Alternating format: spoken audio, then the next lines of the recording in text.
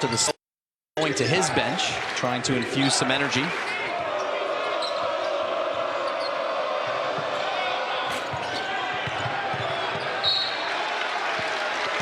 We have an early 10-point lead over Kent State. First regular season meeting, first meeting of any kind between these two programs since 2003. Noah Belonga cutting back door, and 22-11 this season, earning the 3rd seed and this home game in the San Fran region. More of a read and react. Mark Schmidt does not call a lot of plays, but they play with concepts, and so far today they've not been able to find the range until Claron Hornbeek, a terrific offensive rebounder and a high percentage shooter, puts it back up and in. On the other end, Hinton is 2 for 2 from downtown. And that's what makes good range. Largest lead of the night. Jonah Hinton, his 24th start of the season. Strong drive and finish. Delreco Gillespie with his first bucket. I'm not sure what no points a game this season. He'll go inside again. Still plenty of time on the shot clock. Marquise Barnett inside. Good body control off the glass. Euro step. Good defense. Bottled up by Sumlin.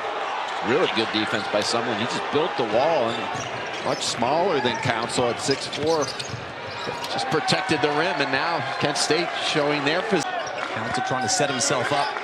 Now inside for Brown. A deep 3. Off the repost, Melvin Council Jr., 30% from downtown this season. He looks a stretch without a whistle. Taken by Moore. Numbers here. Jones has trouble handling it. And the big fella's going to try from deep. He'll move everything perfect, except it didn't go down. Meanwhile, on the other end, a tough hang and finish by Jamal Sumlin. Sumlin's whistle. Hornbeek's pass is deflected. Moore right at the basket. Count it. And 1. They're not finding good passing angles, and they have 7 turnovers already. A pretty fast-moving first half only.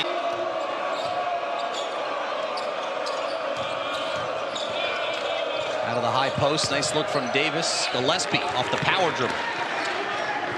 Like St. Bonaventure. And raising money for NIL, and recruiting starts with your own players, and having a player like Melvin Council, who's as important to our program and our team, I think, as any player in a league like the Atlantic 10 is really important. But being able to identify who fits, and that starts with retention in your own guys, and that's where it starts for us.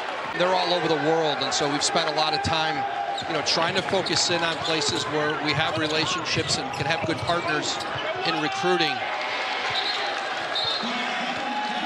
But that's that a lot of people were familiar with as recently as a year or 2 ago, and then obviously you made the much publicized move to come back to your alma mater. But now you're seeing other programs in sports, North Carolina football. We're going to pursue, and I think we're able to do a lot of things at our level at St. Bonaventure that other mid-majors can't. We're going to have a pro day next fall with NBA GMs and presidents. I don't think any school outside of the blue for players coming to Bonaventure and playing, most importantly for a Hall of Fame coach in Mark Schmidt. We've got a pretty good story to tell here. Speaking of Hall of Fame, and I know you won't toot your own horn because I've known you since started it just around the corner here, the Bonaventure. And so when I procrastinate writing, I would walk in here, shoot around in the RC with my buddy Mike Vaccaro, back in New York Post, and so it's special. Into their offense, but an unforced turnover there as Moore gives it up. Sullinger trying to be run down by Council. Good hustle by Council, but Sullinger gets the roll and ties the score. A very good job by. Here's Sullinger trying to get going after a quiet start. Has a matchup he likes. High archer from inside the paint. And a good rebound by Jones, who's fouled on the rebound.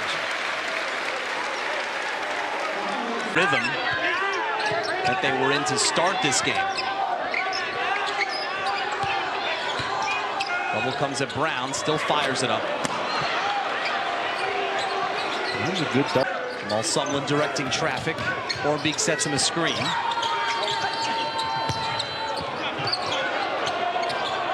Sumlin, with a hand in his face, knocks down the 3. giving Kent State its first 90 NCAA championships.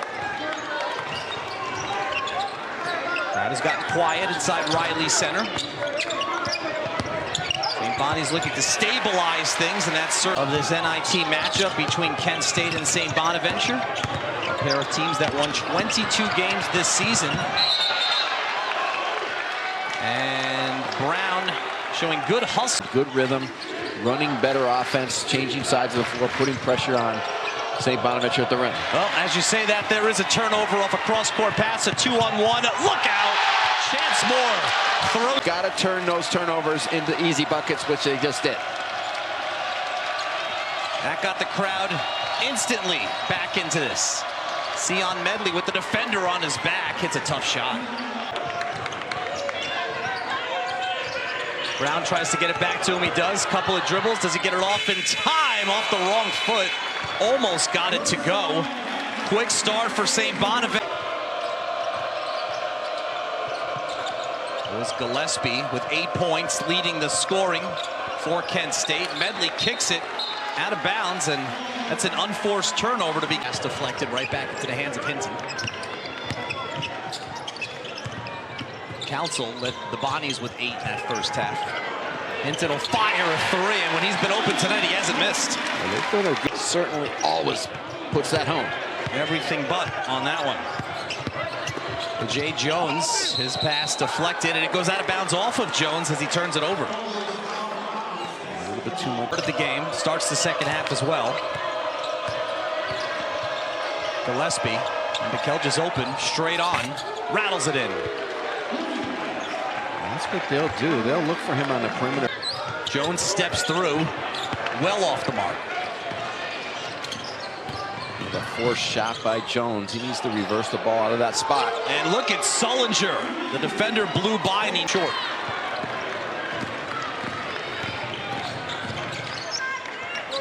Davis finds himself open from the top, rattles that one home. Kent State on a run right now, their largest lead of the Knife into the lane.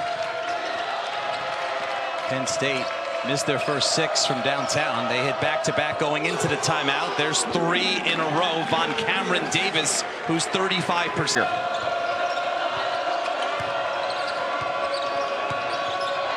12-3 score in the second half. Kent State adds to that. They're going to wave it off. They are.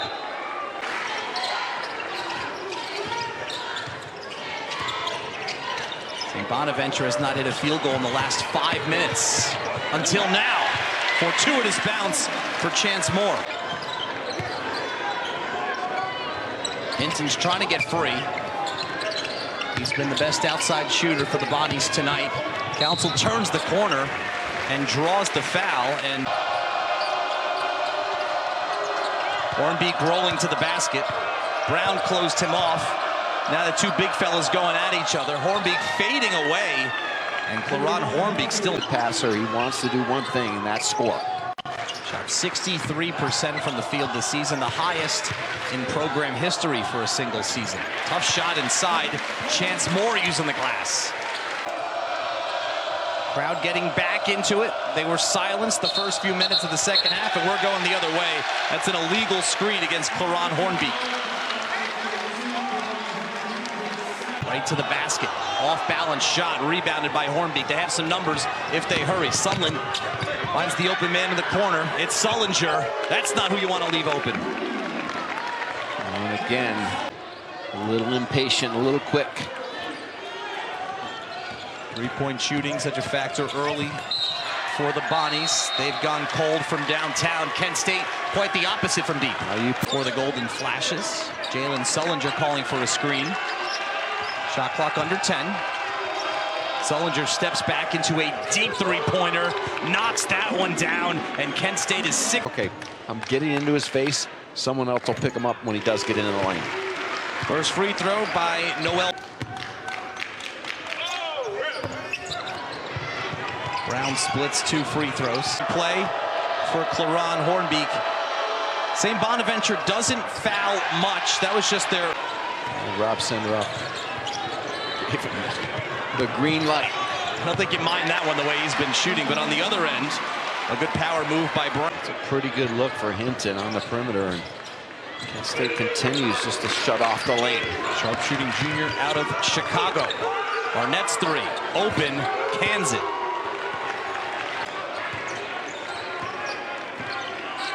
Three-point shooting, 7 for 15 for Kent State. They were 0 for 6 to start the game. They have been on fire. And we've got a whistle for Kent State. I'm talking to Rob Senderoff earlier today at shoot-around. His team is very excited about it. Switched off that vacation mode. Well, you know, had a couple guys that take classes online, and so they went on this. But Rob didn't seem too upset about it. He was very happy that they're in this tournament. It's the first time he's coached in it, so it isn't what Mark Schmidt is used to for the Bonnies tonight. It was great news when the game started and none of them could miss. Jones will try. That's well off the mark. And a foul on 4. Where's the open man? There he is. Jones no good. Rebound saved underneath the basket. Hinton grabs it and is fouled. Fouled by Sullinger. Hinton's made good about yourself. You're in a tournament. You come home with a championship, and getting over the hump of the first game. Something of the NIT. 6.5 to go though. It's such a good start tonight. Chance more from the top of the key. Shot clock under 5. Davis has to fire up a tough shot. It's an air ball, but who's there? Just ahead of the shot clock buzzer. Gillespie, no. They say it's a shot alive for at least one more game. Potential trip to Palo Alto for the winner of this one. Should Stanford win later tonight? They're undersized guards, and someone's only about 6'3" himself. At keeping this possession alive. And again, now Latae Jones just not blocking. Jones not blocking out on that missed free throw. Wide open inside. There's Hornbeek. That's how you shoot 63. And the NCAA Women's Tournament First Four begins tomorrow. Southern University squares off against UC San Diego. You're not asking that. Just love the way UConn's playing right now. I think it's their time in Paige Becker's year. Three-pointer finally goes down. They had missed 11 of.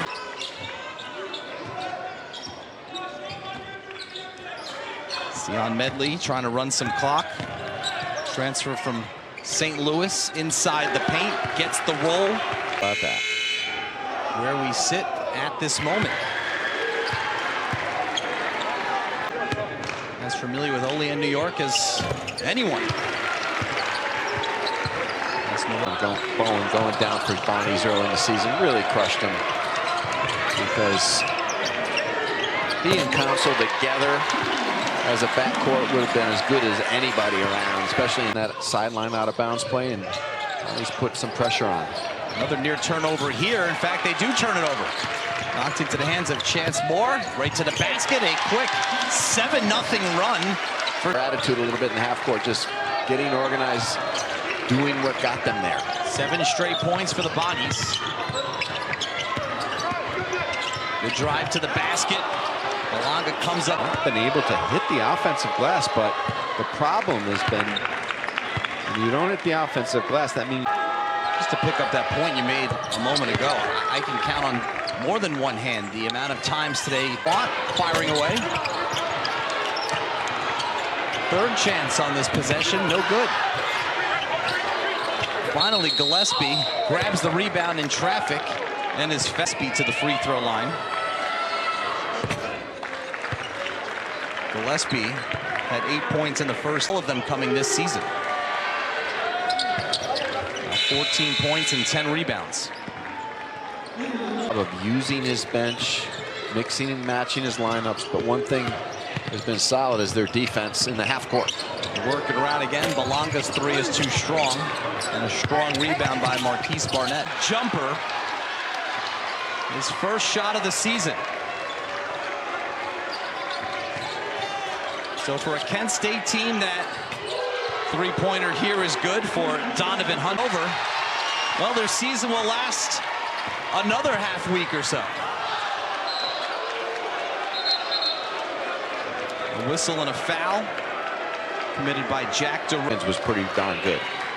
It's the 19th 20-win season in program history, and it's the 7th time it was accomplished under Mark Schmidt. And DeRose knocks down a three. So how about that? Each of the St. Bonaventure, a 22-win season comes to an end, and Kent State is moving on in the NIT. Terrific tap-to-buzzer effort from Kent. Kent State moving on. They await the winner of Stanford and Cal State Northridge. That game coming up later tonight, 11 Eastern.